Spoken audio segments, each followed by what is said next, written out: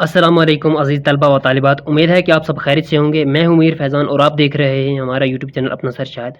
تو آج کی اس کلاس میں ہم پڑھیں گے خاکہ کی تعریف۔ خاکہ نگاری اردو میں انگریزی سے آئی صنف ہے۔ خاکہ نگاری جو ہے اردو میں وہ کہاں سے آئی ہے؟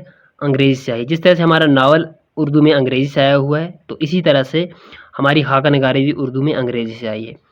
یہ اردو ادب کی ایک ایسی دلکش صنف ہے، یہ اردو ادب کی ایک دلکش صنف ہے، ٹھیک ہے، بہت ہی دلکش کس سے کہتے ہیں؟ بہت ہی دلچسپ۔ انگریزی میں اس کو اسکرپٹ کہتے ہیں، تو انگریزی میں خاکہ نگاری کو کیا کہتے ہیں؟ اسکرپٹ کہتے ہیں۔ ادبی اصطلاح میں خاکہ سے مراد وہ تحریر ہے جس میں نہایت مختصر طور پر کسی شخص کا نقشہ، عادات اور اس کی سیرت و کردار کے منفرد اور نمایاں خصوصیات بغیر مبالغہ کے ذریعے اس طرح پیش کیے جائیں کہ اس کی مکمل تصویر آنکھوں کے سامنے آ جائے، یعنی کسی شخص کی کوالٹیز کو، کسی شخص کے حلیے کو، ٹھیک ہے، شکل کو اس طرح بیان کیا جائے کہ ایک دم انسان کے ذہن میں اس کی شکل بن جائے، اسے خاکہ نگاری کہیں گے۔ اور اس کے خیالات اور افکار بھی ابھر کر سامنے آئیں، ٹھیک ہے، اس کے بارے میں باتیں کرنا تاکہ اس کے خیالات کیسے ہیں وہ بھی ابھر کے سامنے آ جائیں۔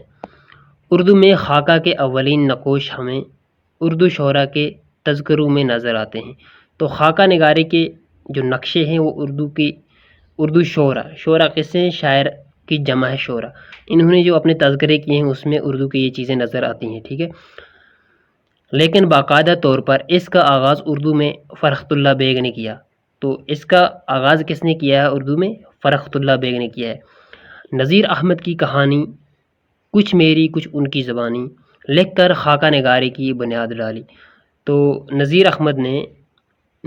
احمد کی کہانی کچھ میری کچھ ان کی زبانی، ٹھیک ہے، یہ لکھ کر فرخت اللہ بیگ نے خاکہ نگاری کی بنیاد ڈالی، ٹھیک ہے، یہ بنیاد ہے، سوری یہاں پر ننیاد ہو گیا، یہ بنیاد ہے۔